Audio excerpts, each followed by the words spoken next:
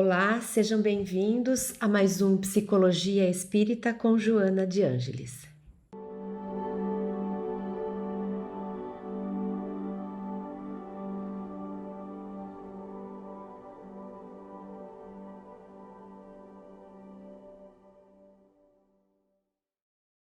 Nessa terceira temporada, nós estamos abordando como tema central mitos e parábolas. É a nossa tentativa de acessar o inconsciente por meio dessa linguagem simbólica. É para isso que servem os mitos. Os mitos são uma linguagem metafórica e simbólica, porque para acessar os arquivos, os conteúdos do inconsciente, é essa a forma, essa é a porta de acesso. É por meio dessas linguagens simbólicas. Por isso que desde que o homem está na Terra, nós temos recolhido, coletado tantas histórias, lendas, mitos, fábulas, contos. Inclusive Jesus utilizou a linguagem das parábolas. Jesus nos deixou muitas metáforas para que pudéssemos ter conhecimento de algo que é mais profundo, às vezes, do que o pensamento intelectual e cognitivo, a mente racional é capaz de compreender, de apreender. Então, por isso que na antiguidade, nas primeiras civilizações, quando ainda não tínhamos esse desenvolvimento racional, o nosso cérebro ainda não estava nesse nível intelectual, cognitivo que temos hoje, não tínhamos ainda a ciência descrita, os modelos teóricos, matemáticos, o modelo científico, empírico, descrito, a forma de investigar ainda não era por meios científicos. A forma como nós nos desenvolvemos, como adquirimos sabedoria de vida, como aprendemos naquelas épocas e como deixávamos a sabedoria para as próximas gerações, era essa forma. É uma forma como se fosse encaixotada na forma de uma história. Então se ensinava muito, tem muita sabedoria. Quando você conta um conto de fadas para uma criança, ela apreende muitas coisas sobre a vida, sobre os relacionamentos, sobre as dinâmicas pessoais, sobre os próprios conflitos, sobre as questões existenciais, sem que a gente precise conversar com ela sobre filosofia. A gente conta um conto de fadas para uma criança e ela entende o que aquele conto quer dizer. Às vezes a gente fala, entendeu a moral da história? Às vezes é uma sabedoria moral, mas às vezes não é uma moral. Às vezes a gente aprendeu sobre relacionamento, às vezes a gente aprendeu sobre autoconhecimento. Quando a gente percebe que quando a criança vai saber a respeito, por exemplo, de um conto da Cinderela, ela entende um monte de coisas ali, sobre dinâmica familiar, sobre as relações, sobre inveja, sobre crueldade, sobre sonho, sobre identidade. Então, a criança, sem que a gente precise falar para ela, senta, filhinha, que eu vou explicar para você como funciona o mundo. É uma forma mais leve e objetiva, apesar de ser subjetiva. É certeira, objetiva nesse sentido de que a gente vai atingir, a criança vai entender. E é interessante como a criança às vezes fala, conta de novo, conta de novo. E quantas vezes a gente que ela pedir, a gente deve contar, porque ela está elaborando. Ela quer ouvir de novo para que aquilo mexa de novo com conteúdos dela. Ela está internamente em ebulição. O seu inconsciente está processando, está elaborando, está ponderando. Então, esse é o valor dos mitos. Quando a gente tenta olhar pelo ponto de vista cognitivo e racional, os mitos, as lendas, os contos e as parábolas, a gente fala, ai que bobagem, ai historinha de criança. É porque a gente está querendo entender literalmente. Literalmente, às vezes aquilo não tem realmente sentido nenhum. Quando Jesus fica falando da candeia, e põe a candeia aqui, e não põe a candeia embaixo, ele não está dizendo para a gente como organizar os móveis da casa. É algo tão mais profundo aquilo que ele está tentando nos ensinar sem precisar explicar racionalmente, porque às vezes a gente não tem condição racional de entender, mas a gente tem condição de captar, de perceber, de deduzir, de intuir. Então, essa linguagem da dedução, da percepção, da intuição é a linguagem desse mundo de dentro, que é uma linguagem metafórica e simbólica. Então, nós vamos utilizar ao longo da terceira temporada todas essas histórias ancestrais, esses contos, essa sabedoria que tem guardada na forma de contos, lendas, parábolas e mitos. A gente vai tentar desvendá-las, entendê-las, analisá-las pelo olhar da psicologia espírita. Na semana passada, no episódio anterior, nós falamos sobre Adão e Eva e nós trouxemos o mito de Adão e Eva na forma de mito e mostramos que ele pode nos falar a respeito do desenvolvimento da consciência. A forma de explicarmos, de entendermos como que nós nascemos simples e ignorantes, como fomos criados por Deus e o que acontece ao longo do período de desenvolvimento até chegarmos realmente à plenitude, à perfeição. E tem um outro mito que fala também sobre o desenvolvimento psicológico, sobre o desenvolvimento espiritual, que está descrito no livro de Jó. Então é esse o tema de hoje, nós vamos falar a respeito do livro de Jó. Primeiro, vamos retomar essa ideia desse desenvolvimento da consciência, da psique, desenvolvimento espiritual. Jung utiliza alguns símbolos para falar a respeito disso. Ele fala primeiro que estávamos inicialmente no estado de pleroma. Esse estado de pleroma é aquilo que no livro dos Espíritos a gente fala, fomos criados simples e ignorantes. É como se estivéssemos, entre aspas, vazios de experiências. É como se estivéssemos apenas em potência, simples e ignorantes, no entanto, com todos os germens prontos para serem desabrochados. Então, nós falamos nesse primeiro momento, quando estávamos totalmente inconscientes, nos períodos que antecedem à tomada de consciência no reino humano, nós chamamos esses períodos, enquanto o espírito era princípio espiritual, para Jung ele utiliza a expressão pleroma. Pleroma tem a ver com plenitude, mas não é uma plenitude de conquista. É uma plenitude por estar... Imagina, nós somos criados por Deus, princípio espiritual criado por Deus. É óbvio que nesse momento, quando estamos saindo, né, das mãos, simbolicamente falando, saindo das mãos do Criador, estamos em plenitude, porque estamos com Ele. Ele acabou de nos criar. Ainda não temos máculas, ainda não trazemos as marcas, as cicatrizes, simbolicamente falando, porque ainda não pecamos, simbolicamente falando, ainda não nos equivocamos, ainda não nos arrependemos. Então, estamos nesse estado de inconsciência. Estamos inconscientes nos reinos que antecedem ao humano e estamos em algum tipo de plenitude, de paraíso, como estava Adão e Eva antes da tomada de consciência, antes da aquisição da razão. Estávamos nesse ambiente do inconsciente. Então é como se vivêssemos num paraíso, porque estávamos sendo dirigidos e governados por leis divinas. Então estávamos ainda no seio de Deus, no colo de Deus. É uma totalidade indiferenciada. Por quê? Porque estávamos imersos nesse todo. Os animais, as plantas não têm consciência de que são diferentes, não, que estão independentes, que são seres à parte. Eles vivem imersos psicologicamente falando, em termos de consciência, eles vivem imersos nesse grande inconsciente, sendo governados pelas leis naturais.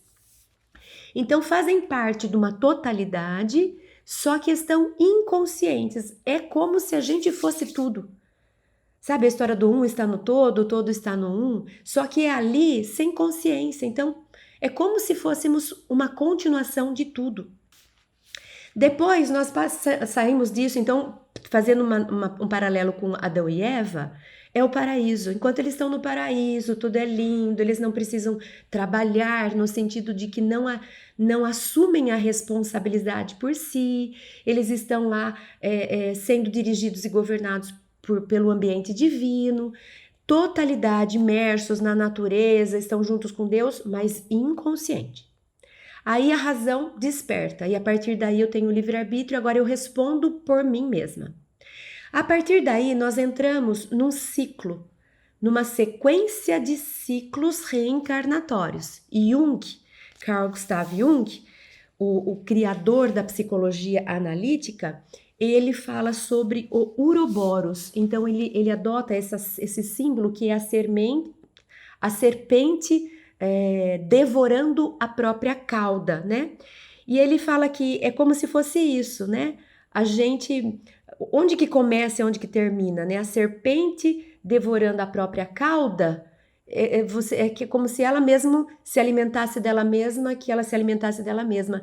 É uma maneira simbólica da gente falar sobre o processo da evolução. A gente fala também no espiritismo da espiral, né? Eu vou e volto, mas no movimento ascendente. Eu não fico no mesmo lugar fazendo a mesma coisa. Eu volto para as mesmas experiências, mas eu volto renovado. Eu volto transformado. Eu volto progredido. Então a gente vai passando por experiências, cada vez com um pouco mais de consciência, mais de consciência, mais de consciência. Então nós estamos nesse período urobórico, que significa tomando consciência, nos conscientizando. É um período de diferenciação.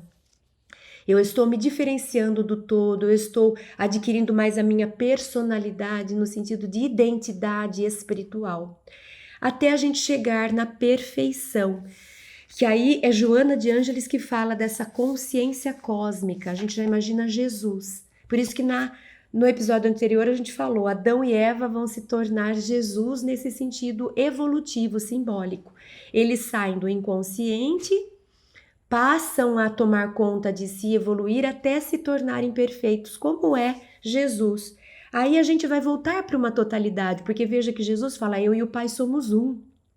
Jesus era um com a gente, ele sabia quem a gente é mais do que quem a gente sabe que é. Então Jesus estava de novo integrado. Agora ele vive de novo essa união, essa participação do todo. O um está no todo e o todo está no um. Mas não é mais inconsciente.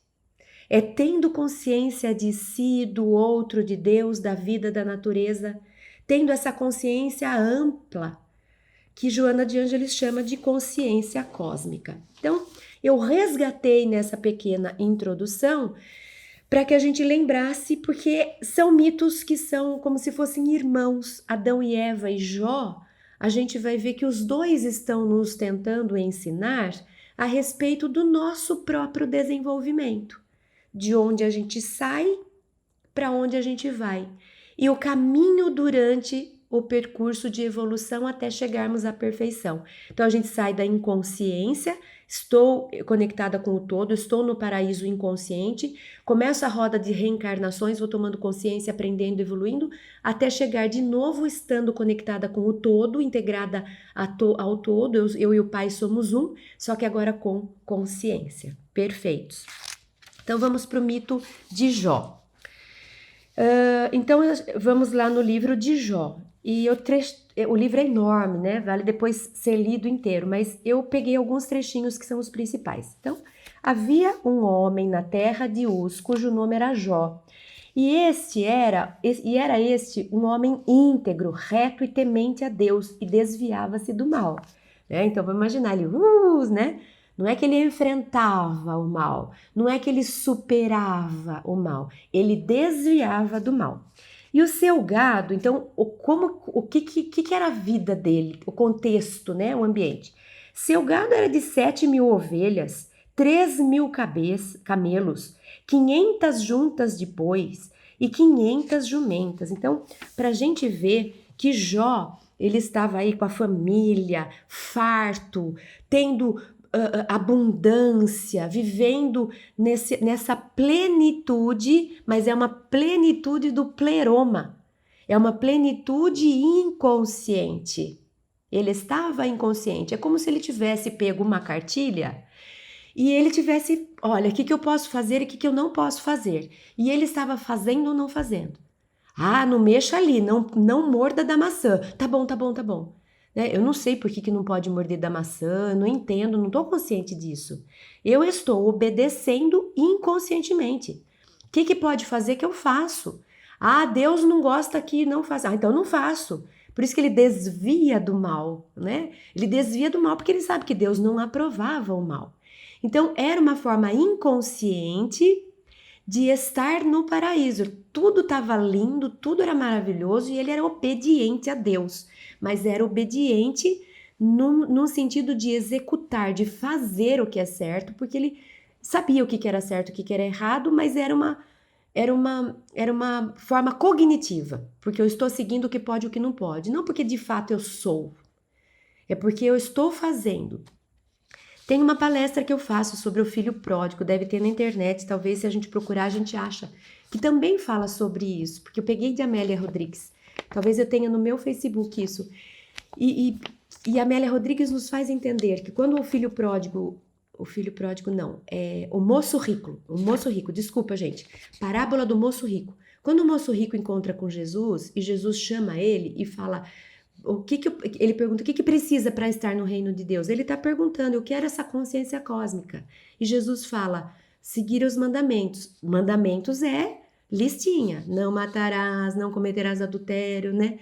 Ele fala, mas isso eu já faço. E Jesus fala, de fato você faz, né? Segundo Amélia Rodrigues. Agora, então, dá-me a ti. Esse dá-me a ti era ele convidando agora o moço rico a ser, não só a fazer. E é isso que Jó vai ser convidado. Jó fazia tudo certinho, era um bom menino, que bonitinho, hein? Você tá seguindo a cartilha, o que já é uma grande coisa, porque a gente precisa convir que hoje nem isso a gente faz, né? Nem seguir a cartilha do certo e errado. A gente jogou tudo fora e cada um faz o que quer. Então, o Jó, ele era esse bom menino, ele fazia transações com Deus, eu faço tudo certinho, porque dessa forma eu tenho bastante camelo, bastante junta de bois, né? É a gente fazendo tudo bonitinho para ganhar bônus hora, ou para ir para o céu, ou para desviar do umbral. Então, o que eu preciso fazer? Vou ser bem obediente. Mas eu não necessariamente internalizo, eu não vivo necessariamente, às vezes eu estou só cumprindo obrigações, como as transações, eu faço isso para Deus, Deus faz aquilo para mim e a gente está bem. Então Jó vivia isso. Dá para ver que tinha um pouco de um ego inflado em Jó, porque ele, né, contava vantagem. Ah, eu com Deus, Deus me dá tudo, eu vivo plenamente, esse Deus é lindo, maravilhoso, nada comigo acontece, olha a minha abundância de coisas. Mas aí Deus o Satanás vai conversar com Deus e fala, deixa eu testar seu filho? E Deus fala, deixo, vai lá, testa ele. Então Satanás vem e faz uma sequência, né, etapas de testes. E é interessante isso. O primeiro teste que Satanás faz para Jó a gente vai ver lá em Jó, que está escrito assim, que veio um mensageiro a Jó e lhe disse, os bois lavravam e as jumentas pastavam junto com eles. Então estava tudo bonitinho ali. E deram sobre eles os sabeus e os tomaram. E os servos feriram a fio de espada e só eu escapei para trazer-te a nova. Então, primeira coisa que Satanás provoca, testa, tem relação com as perdas materiais. Então, Jó, de cara, perde as suas posses, perde seu prestígio, perde tudo. Perde os servos, perde os bens, perde o seu gado, ele perde coisas. A gente vai ver que no desenvolvimento cerebral, isso está se relacionando à primeira parte do cérebro, lá dentro, no cerebelo, lá na primeira parte, que a gente chama desse cérebro reptiliano, que é o cérebro que nos ajuda a sobreviver. Esse cérebro reptiliano, ele precisa de necessidades básicas, né? É a primeira fase do desenvolvimento do ser humano. Quando a gente só corria atrás disso, eu preciso estar vivo, eu preciso comer, eu preciso reproduzir, eu preciso me proteger. Eu preciso de coisas, eu preciso de comida, de água, de teto. Eu preciso de um parceiro sexual para eu poder continuar a minha espécie. Então, são as primeiras necessidades. Então, o primeiro que foi tirado é isso, né?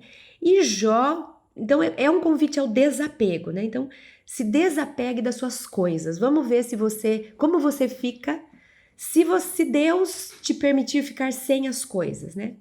Então, o Jó não deve ter gostado muito, né? Já começou a ficar ali, mas como assim? Deus, cadê nosso trato?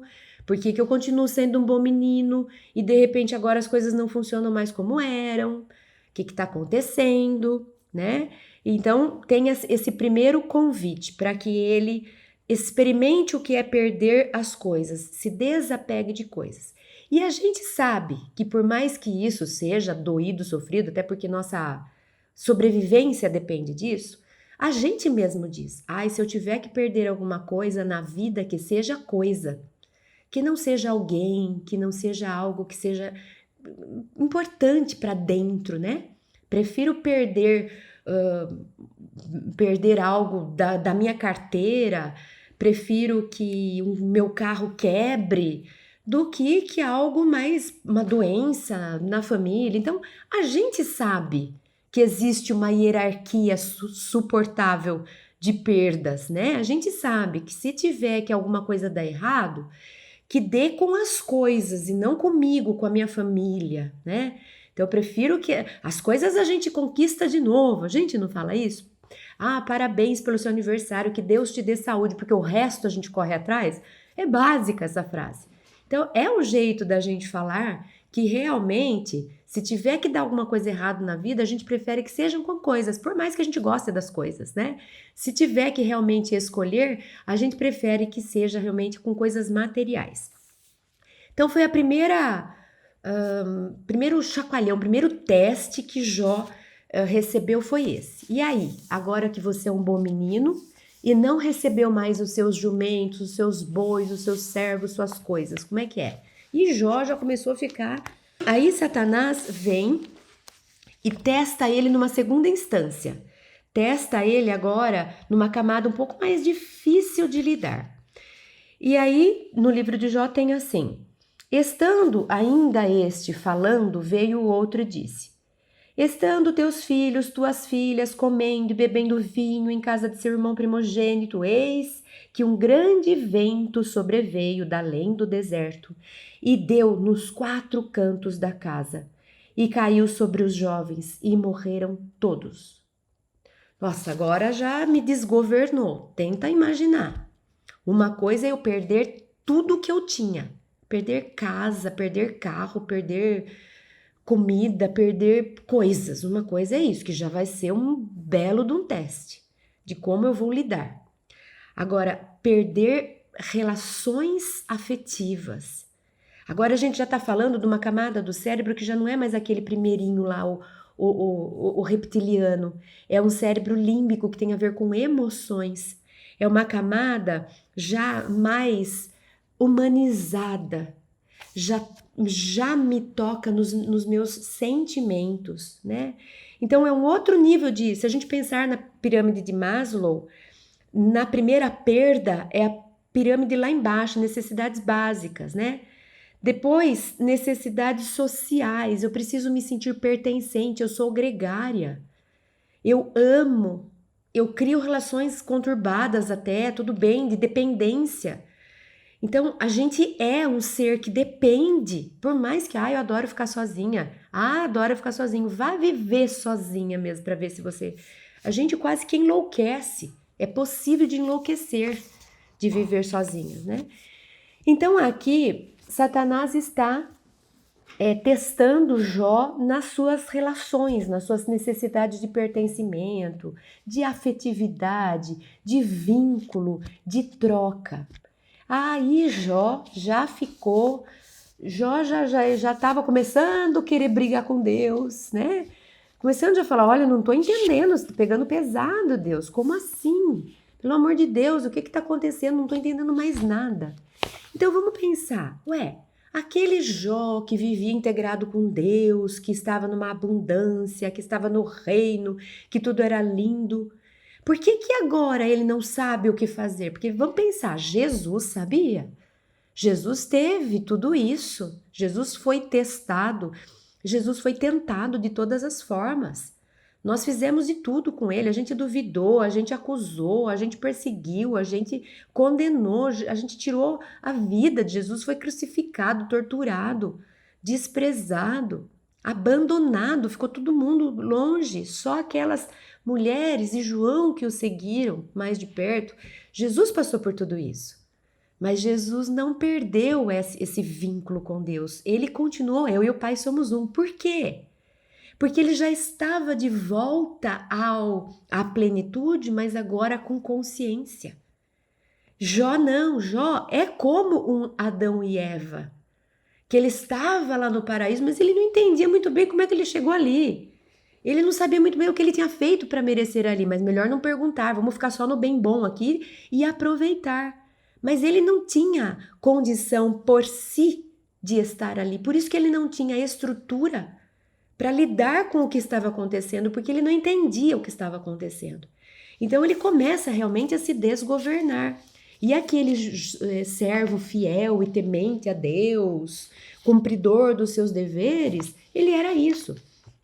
Ele era um cumpridor, um fazedor de deveres.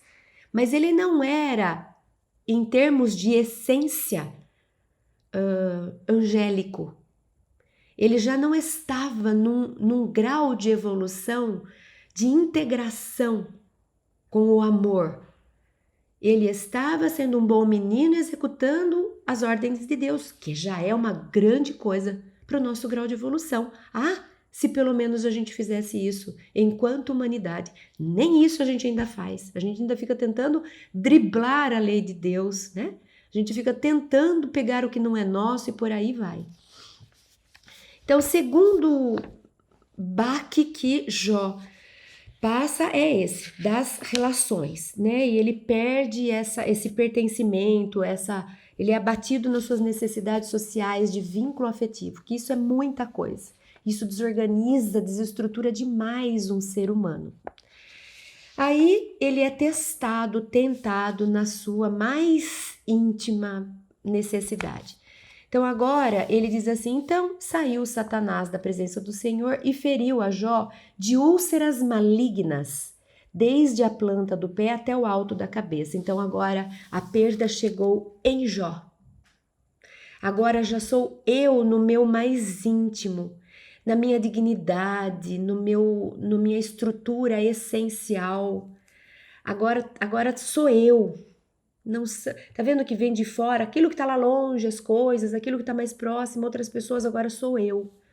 Então sou eu. A gente não diz assim, só passando para saber o que é. O que é? Então, às vezes eu sofro com o que eu amo, mas não é como sofrer na própria pele. Sempre que me toca isso é mais dramático, mais profundo. Né? Quando me toca pessoalmente, né? É verdade que a gente fala, não, o sofrimento que eu senti de ver um filho passar por uma situação é pior do que se eu tivesse passado. É verdade. Mas aqui nós estamos simbolizando em termos de psique. Vamos pensar que eu estou falando de mim mesma. Então, eu em relação às coisas, eu em relação à sociedade e eu em relação a mim mesma. Eu em relação a mim mesma é em mim o que é mais profundo. É em mim o que é mais profundo. Então, é símbolo que nós estamos trazendo. Então, nessa hora, é como se Jó tivesse sido de fato traído por Deus. Deus, o Senhor deixou... O que eu fiz de errado para chegar nisso? Por que o Senhor me deixou passar por isso? Por que o Senhor deixou Satanás vir me testar, Deus? Eu sempre fui fiel. Então é aquela relação de que se eu for fiel a Deus, Deus tem que ser fiel a mim, é uma transação. Eu ainda estou naquela história de indulgência, quanto custa um lugar no céu? Eu ainda estou na história de cumprir promessa. Promessa no sentido de achar que se porque eu dou uma cesta básica, ou porque eu faço tal sacrifício, Deus vai fazer alguma coisa por mim. A promessa, o sacrifício, eles têm sim uma funcionalidade, mas é porque eles mexem comigo internamente.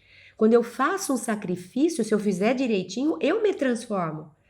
Ao sair de casa, ir até um determinado lugar, levar uma cesta básica para alguém, se eu tiver envolvido com isso, eu não volto a mesma pessoa.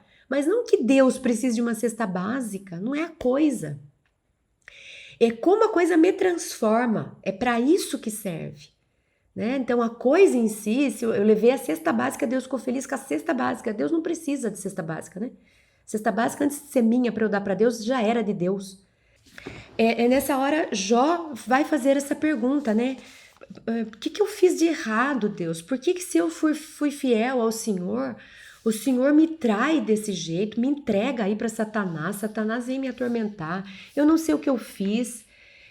É uma sensação de perdi tudo. Aí ele não aguenta e aí ele faz a catarse que ele precisava fazer, isso estava lá nele.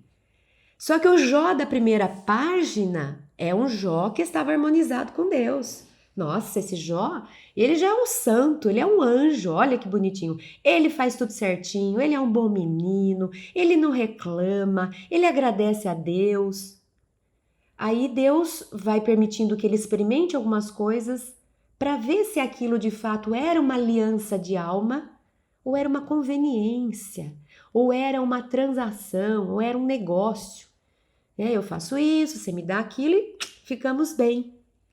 Então aí Jó fala assim: depois disso, abriu Jó a sua boca e amaldiçoou o seu dia. Aí a sombra veio, ele falou: quer saber, eu vou fazer a minha catarse. E Jó falando disse: pereça o dia em que eu nasci e a noite em que me disse foi concebido um homem.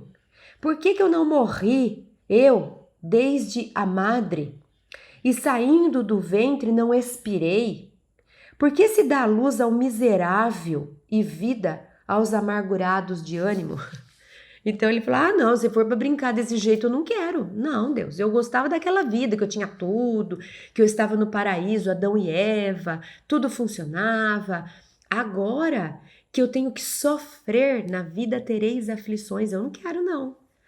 Essa vida para mim não vale a pena não, eu gosto daquele lugar gostosinho, confortável, tudo estava bom, tudo dava certo. E não é a gente reclamando das reencarnações? Porque eu entrei na fila não sei das quantas, por que eu não entrei na fila não sei das quantas na programação espírita faz essa piada, né? Por que vem para mim isso? O que eu fiz na minha vida passada? Eu devo ter jogado pedra na cruz. É a gente se lamentando, é a gente se reclamando das coisas, né, que nos acontece, das aflições.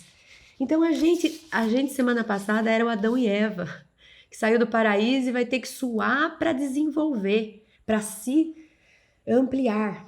E a gente também é esse Jó, que quando tá tudo bem, a gente fica quietinho, agradece a Deus. Quando começa a passar as aflições, a gente mostra de fato, muitas vezes, o que tem lá no nosso inconsciente, na nossa sombra. Então é como se Jó falasse assim: eu não sei lidar com isso. Eu não sei, me leva embora, eu não quero. E essa vida que o Senhor está me permitindo, eu não quero. Eu fiz a minha parte.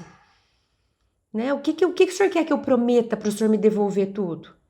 Então é um jeito dele falar: eu não estou gostando disso, não quero, eu quero ficar no paraíso lá, não quero ficar me sacrificando, tendo que passar por tudo isso, entender para que serve, conversar e conquistar de novo, não quero.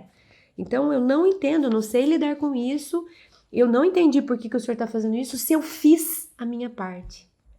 Eu fiz. E é como se Deus estivesse falando para ele. Como Jesus fala para o moço rico: cumpra os mandamentos. Isso eu cumpro. Tá bom. Mas eu quero o que mais além de cumprir os mandamentos? E Jesus, nas palavras de Amélia Rodrigues, fala: dá-me a ti. O que é esse dá-me a ti? Ele está pedindo o ser, não o fazer. Então ele está dizendo para o moço rico: você já faz tudo certinho, paga seus impostos, né? Colabora, é um cumpridor das leis, não faz mal, né? Conscientemente falando. Agora tem uma nova instância. Vem e me segue, dá-me a ti, vem ser cristão. E não só fazer deveres, venha ser. Abre mão de tudo, né? E Jesus não fala: aquele que não conseguir abrir mão, né, e deixar pai e mãe não é digno de mim. É isso. É isso que Deus estava falando para Jó. Jó, se você não conseguir deixar coisas e família e até você mesmo, se você não conseguir até se desapegar de si, da sua dignidade, porque Jó fica coberto de chagas. Tenta imaginar a gente coberto de chagas, aparecendo perto de alguém. Hoje a gente tosse e sai todo mundo correndo, né? Porque é isso. Imagina você coberto de chagas, como um dia foram os leprosos. É me pegar na dignidade, né? Então, é como se Deus estivesse falando para Jó, nesse sentido. Quero ver se você consegue se desapegar até de si, deixar tudo para me seguir, para ser. É uma entrega total a Deus. Deus, se tiver ok, se não tiver ok. Deus, se eu for ok, se eu não for também ok, eu me entrego, eu aceito. É uma aceitação, é uma resignação que é, segundo o Evangelho, segundo o Espiritismo, aceitação da razão. Quer dizer, eu entendo. É um consentimento da emoção, é um consentimento total. É isso que Jó vai conquistar. E vai conquistar, porque o progresso faz com que ele não desista. Não vai fugir da vida, não, Jó. Vai ficar, vai crescer, vai aprender. E aí começa um diálogo interno. E Jó começa a receber a visita de amigos. E a gente pode pensar que tudo isso são vozes internas, né? São os nossos pensamentos, as nossas crenças, querendo entender o que está acontecendo. Sabe aquela voz que vem e fala, por que está acontecendo isso? Deve ser por isso, deve ser por aquilo. E a nossa mente começa a tentar entender, tentar encontrar respostas. Então, primeiro, vem esses três amigos, né? Ouvindo, pois, três amigos de Jó, todo este mal que tinha vindo sobre ele, vieram um de cada vez. Ele faz o Temanita, Bildade, o Suíta e Zofaro na Amatita, e combinaram de se condoer com ele. Então, são vozes, são perguntas que vão vir, são tentativas de explicação, é o que Joana de Ângeles fala do diálogo interno. É quando a gente passa a se perguntar o que está acontecendo, o que eu tenho que fazer, por que isso está me acontecendo, o que eu preciso mudar. Eu passo a conversar comigo, porque antes não, o problema não é meu. Então o problema é Deus que não fez ou fez, é o outro. Quando eu começo a aceitar o diálogo, já é um passo. Já sou eu vendo comigo o que eu posso fazer. Então, primeiro, ele faz o Temanita. É como se ele trouxesse a seguinte recomendação. Aceita e não questiona, sabe? Como a gente fala assim, só aceita, Jó, só aceita. Então, ele fala assim, eis que ensinastes a muitos e tens fortalecido as mãos fracas, mas agora que se trata de ti, enfadas. E tocando-te a ti, te perturbas. Então, quando era para os outros, você dava conselho, você falava calma, né? Agora que é com você, se perturba. Porventura, não é o teu temor de Deus, a tua confiança, a tua esperança, a tua integridade dos teus caminhos? Eis que bem-aventurado é o homem, a quem Deus repreende. Então, você estava se achando diferente? Você acha que só com os outros que acontece, com você nunca? Né? Então, é assim, Deus repreende, ponto final, só aceita, Jó, só aceita que isso acontece, isso vai fazer parte, de uma certa forma ele tem razão. É como Jesus falou, no mundo tereis aflições, e pronto, estamos no urobórico, né? Nos ciclos repetitivos de crescimento. Então vai acontecer, aceita, aprende com isso, né? Então esse foi o primeiro amigo que trouxe essa recomendação. Depois veio Bildade o Suíta, e ele fala assim, como se ele falasse, né? Certamente você é culpado, meu filho. Se está acontecendo alguma coisa, pode ver que tem coisa no seu passado. E, de certa forma, é verdade também, né? Lei de causa e efeito. Até quando falarás tais coisas, e as palavras da tua boca serão como um vento impetuoso? Se fores puro e reto, certamente logo despertará por ti, e restaurará a morada da tua justiça. Pois eu te peço, pergunta agora às gerações passadas e prepara-te para a inquirição de seus pais. Então, olha, seu passado, Jó, deve ter colaborado, deve ter produzido isso. Certamente tem coisas aí na ancestralidade, a gente não fala eu sou herdeiro de mim mesmo, né, das minhas vidas passadas. Então, essa outra voz, ela faz isso, olha, você tem responsabilidade, né? Você deve ter promovido isso. Então, não adianta ficar reclamando. Aceita que tem uma lei de causa e efeito e que você está respondendo por aquilo que um dia você deve ter feito, apesar de você não lembrar necessariamente. Então, é também uma voz que pode ter um fruto, né? Essas três vozes, elas são mais essas crenças cobradoras, sabe? Quando a gente escuta aquela voz que fala, você deve estar merecendo. Mas dá para tirar proveito delas, mas elas têm esse ranço.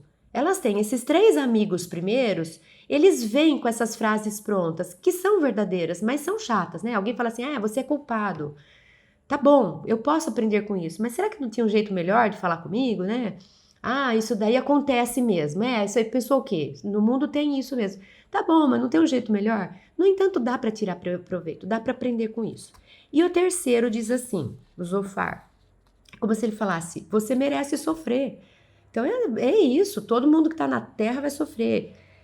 Sabe, pois, que Deus exige de ti menos do que merece a tua iniquidade. Você merece ainda mais, Jó. O homem vão é falto de entendimento. Sim, o homem nasce como cria do jumento montês. Olha que duro. Se há iniquidade na tua mão, lança-a para longe de ti, não deixes habitar a justiça nas tuas tendas, né? É um pouco daquilo que, se a tua mão for motivo de escândalo, é melhor que cortar e lançar fora do que ela seja motivo da sua desgraça. É um pouco disso, mas também um jeito bem de crença, né, de crença padronizada, que vem falar com a gente desse jeito, tipo sermão, né? Não parece sermão? A gente tá recebendo sermão. Você tá se achando muito, você não vale metade do que você tá se achando. Então, toma consciência. Aprende, você nasce da cria do jumento. Nossa, tenha dó, né? Será que não dá para falar de um outro jeito também? Então a gente tem essas vozes chatas que fica dando sermão na gente. Não é o ideal. A gente vai ver o ideal agora. Mas elas servem. A gente pode utilizar elas também para nosso crescimento, né? É um convite para tomada de consciência. Então, essa história do você merece sofrer, eu poderia falar como Joana de Ângeles fala no livro inteiro da Plenitude, em que ela mostra que o sofrimento, ela desmistifica o sofrimento, não precisa ser desse jeito. Você tem que sofrer mesmo. A gente precisa sofrer. Não, ela vem mostrar assim, gente, sofrer quer dizer se sacrificar, se exercitar para crescer. É desconfortável, dói, é chato, a gente chora, mas ele não é um motivo de desgraça, ele não precisa ser.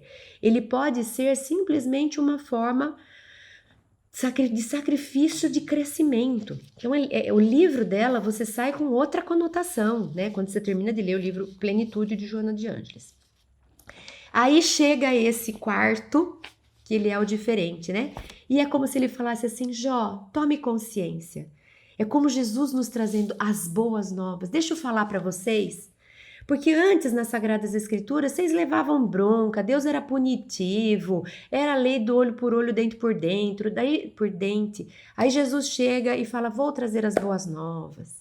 Eu vou ensinar o que já ensinaram, mas eu vou falar de um jeito de amor, de Deus como Pai. Esse quarto amigo é essa crença mais madura, é essa voz mais integrada, mais iluminada. E ele diz assim: eu sou de menos idade. Então é assim, essa coisa das boas novas, algo mais novo no sentido de um pensamento mais moderno, né? E vós sois idosos, essas crenças que estão lá e que fica dando bronca, tudo bem que são úteis, mas, né, às vezes já são ultrapassadas. Receei-me e temi de vos declarar a minha opinião. Na verdade, há um espírito no homem, e a inspiração do Todo-Poderoso o faz entendido. Escuta, pois, ó Jó, ouve-me, cala-te e eu te falarei. É como se ele falasse: para! Essa mente agitada, esse monte de vozes, esses pensamentos, o medo, a raiva. Calma, calma, né? Para. Então ele fala assim, ó: ouve-me, cala-te e eu te falarei. Agora ele vai anunciar, ele vai falar pra gente, pra Jó assim: você precisa reconhecer que você é grande, para de reclamar, de achar que tudo precisaria ser de mão beijada. Tá na hora de você parar de fazer só. Tá na hora de você inaugurar o ser. É Jesus chamando o moço rico. dá-me a ti. Vem, Jó, vem conquistar os tesouros de dentro, esse que o ladrão não rouba, nem o vento derruba. Vem ser grande, para que você seja como Jesus. Você vem para um vale de lágrimas e você não perde sua paz de espírito. Era Jó sendo convidado para esse estado de plenitude, de consciência cósmica. Então, ele continua e fala: ouvi vós, sábios, as minhas razões, e vós, entendidos, né, que sabem tudo, inclinai os ouvidos para mim. Ele, Deus, os bate como ímpios que são à vista dos espectadores, para que o homem hipócrita nunca mais reine e não haja laços no povo. É isso. Esse quarto, Eliú, ele chega e fala assim: chega de persona, arranca essa máscara de religioso, faço tudo certinho, cumpro meus deveres, não falto da missa, não falto do centro. Arranca essa persona de religioso, vai ser de verdade. Vai ser um religioso que não precisa contar para os outros, bater no peito, bradar a altas vozes para que todo mundo saiba. Não era Jesus falando dos hipócritas? O que adianta? A preços roubam as casas, consomem as casas das viúvas a pretexto de grandes orações. Era Jesus denunciando, vocês que acham que sabe tudo, para! Vamos ser, chega de parecer, chega de persona, chega de cartilha, chega de performance, chega de hipocrisia, chega de ficar cumprindo obrigação e esperando que Deus retorne. Então esse Eliú, ele fala, toma consciência. Se o ouvirem e o servirem, acabarão seus dias bem e os seus anos em delícias. A isto, Jó, inclina os teus ouvidos, para e considera as maravilhas de Deus. Aí ele fala essa frase que para mim é o ponto máximo. Com o ouvir dos meus ouvidos ouvi, é Jó falando. Mas agora te veem meus olhos. Não é Paulo tirando as escamas. Eu ouvia falar do Senhor Jesus, mas eu não estava entendendo. Mas agora eu te vejo, o Senhor tirou as escamas dos meus olhos. Então Jó fala, com o ouvir dos meus ouvidos eu ouvi, mas agora te veem os meus olhos. Antes eu te ouvi, agora eu te vejo, eu ampliei minha consciência. E assim, abençoou, o progresso foi feito, Jó foi iluminado. Agora não é mais fazer cartilha, é ser. Ele estava integrado com Deus. E assim abençoou o Senhor o último estado de Jó, mais do que o primeiro, pois teve 14.000 ovelhas, 6.000 camelos, 1.000 juntas de bois, 1.000 jumentas. E também teve 7 filhos e 3 filhas, e depois disso Jó viveu 140 anos. Lembra do Mateus capítulo 6, versículo 33? Buscai o reino de Deus e tudo mais vos será dado em acréscimo. A gente corre atrás das coisas. E o que Jesus falou? Quando você estiver em reino de Deus aqui, em estado de espírito, todas as coisas vos serão dadas em acréscimo, talvez você nem queira. Que era Jesus. Jesus podia tudo e não quis nada, né? Então, aí a gente muda essa foto, percebe, ó? E assim abençoou o Senhor o último estado de Jó, mais do que o primeiro. Ele teve 14.000 ovelhas.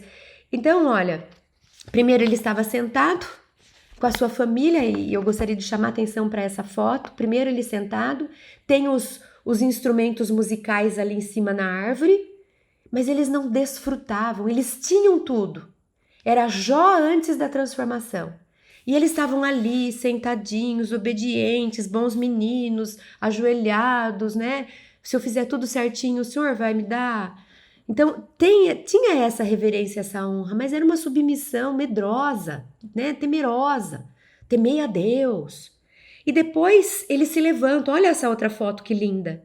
E eles se apropriam dos instrumentos e agora eles regozijam, eles se alegram, né? Eles pertencem, eles podem dançar e cantar, eles estão altos, elevados, eles se elevam. Deus, eu posso caminhar com as minhas próprias pernas, eu posso fazer a minha própria música, eu posso produzir para mim o meu próprio bem, eu progredi.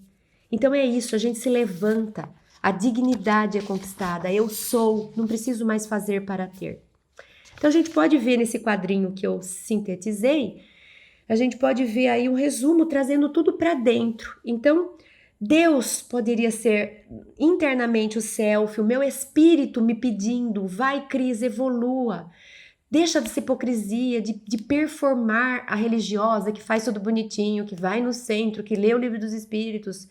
Vai e faz a reforma íntima, se transforma. O Jó pode ser pra gente esse ego, que é esse centro da consciência que vive fazendo negociação, né? Ai, se eu for lá vai dar tudo certo. Se eu cumprir minha obrigação, aquilo vai. Então é esse ego tentando fazer promessa, tentando negociar, tentando conquistar só o que é gostosinho, o que é curtição, títulos, fama, dinheiro, prazer. Satanás, a gente pode falar que são as nossas tentações internas e externas, né? É aquilo que me desorganiza, é aquilo que me perturba, são os acontecimentos que me entristecem, que me fazem ver de fato quem eu sou. Porque quando tá tudo bonitinho, eu sou a melhor filha de Deus. Mas e na hora que as coisas me desorganizam? Aí é que eu me conheço. E a gente pode falar que esses amigos, eles são as nossas sombras, as vozes, as crenças instaladas. Essas que vêm para nos testar, nos querer às vezes nos condicionar e a gente precisa integrá-las. A gente precisa criticar esses amigos, essas vozes e tirar proveito delas para integrando a gente crescer, a gente ampliar, a gente se conscientizar mais. Então a gente pode dizer que esse é um mito também do progresso espiritual. A gente vai sair da condição de tementes a Deus, inconscientes, eu faço tudo bonitinho para Deus me privilegiar, depois eu vou batalhar para entender quem eu sou, o que está acontecendo, por que isso me acontece, como é que eu suporto, até eu terminar as minhas evoluções e chegar na consciência cósmica integrada. E aí, buscai o reino dos céus e tudo mais vos será dado em acréscimo. De novo, o modelo seria Jesus. Então, para a gente trazer aí Joana de Ângeles estava com a gente o tempo todo, mas ela vem trazer em citações aquilo que a gente ficou o tempo todo explicando. A gente vai no Homem Integral, capítulo 9, e ela diz assim: a aquisição da consciência é o resultado de um processo incessante, através do qual o psiquismo se agiganta, desde o sono, inconsciência, na força aglutinadora das moléculas, no mineral, a sensibilidade no vegetal, tô lá na roda, né, no urobórica, ao instinto no animal e a inteligência e a razão no homem. Então eu fiquei lá evoluindo, da inconsciência, evoluindo. Nesta jornada automática funcionam as inapeláveis leis da evolução em a natureza de fluentes da criação, até a gente se tornar realmente perfeitos. Então ela diz, a gente sai do inconsciente, vai tomando consciência, até a consciência cósmica. Ela diz também no Autodescobrimento, uma busca interior, capítulo 11, o amadurecimento psicológico conduz o homem à verdadeira humildade perante a vida. Jó fica humilde. Ele fingia humilde, era um hipócrita, né? Eu sou temente a Deus, depois fica bravo, briga com tudo, depois ele fica realmente humilde. A verdadeira humildade perante a vida na condição de identificação das próprias possibilidades. Eu preciso me conhecer, assim como das inesgotáveis fontes do conhecimento a aurir, melhor dizendo. Percebe a pequenez diante da grandeza universal. Jó percebeu. Destituído de conflitos, de consciência de culpa e de fugas do ego. O Jó fez tudo isso. Ele tinha conflito, fingia que não tinha, depois ele ficou com raiva, depois ele ficou com culpa, ele tentou fugir até que ele integrou tudo e ele conquistou realmente o reino dos céus, com consciência cósmica, né? A gente vê São Francisco, essa imagem que eu pus é dele, né? Louvando a Deus aí com um lobo do lado. Então é isso, São Francisco também teve essa jornada, Paulo também teve, muitos. Ele era rico, ele estava lá cumprindo seus deveres, preciso ir para a guerra defender minha pátria, eu vou, preciso ir para a igreja, eu vou, o que eu tenho que fazer? Aí, com o tempo, ele se desapega de tudo e ele vai ser, ele vai trabalhar com a essência. Então, ele também fez essa pergunta, o que me impede de ser? Por quê? E Jesus fala para ele, tem que ser feita uma reconstrução aí. É uma reconstrução da religiosidade, não era da igreja física, né? E ele vai reconstruir em si essa conexão com Deus, que antes era pro forma, cartilha, deveres, e depois vai ser uma conexão de alma, uma conexão que vem de dentro, né? E para terminar, onde a gente vai chegar à nossa plenitude de fato consciente, a gente vai adquirir essa alegria de viver. Por isso que Jesus fala, deixar vir as minhas criancinhas, porque elas mostram para a gente simbolicamente essa espontaneidade, naturalidade, essa entrega, esse desapego, essa confiança. Então, no livro Vida, Desafios e Soluções, capítulo 6, Joana diz: à medida que se amadurece psicologicamente, a alegria de viver constitui uma razão poderosa para o prosseguimento da atividade de iluminação. Tal alegria certamente não impede os episódios de reflexão pela dor, de ansiedade pelo amor, de espera pela saúde, tudo isso Jó queria. Só que ele não sabia como desejar isso e como lidar com a ausência e conflito disso. De presença de enfermidade, de angústia momentânea, de inquietação diante do que esteja ocorrendo. Esses fenômenos, que fazem parte do curso existencial, não eliminam a alegria, antes dão-lhe motivo de presença, porque a cada desafio segue uma vitória. Após cada testemunho advém uma conquista. Cada empreendimento de dor se apresenta um novo patamar de equilíbrio. E não é Jesus? Jesus, ele não era assensível, ele era sensível. Jesus sentia emoções. Agora, as emoções que ele sentia não o desgovernavam. Ele sentia as diferenças, as alternâncias de estados de humor. Só que ele não se desgovernava, ele estava no comando disso tudo. E a cada emoção diferente ou negativa que ele experimentava, ele superava, ele transformava, ele vencia. Elas não o desestabilizavam. Então ele entrava expulsando os vendedores no templo. É óbvio que ele deve ter sentido emoções fortes no momento da cruz em todos os momentos. No entanto, ele não se desconectou de Deus.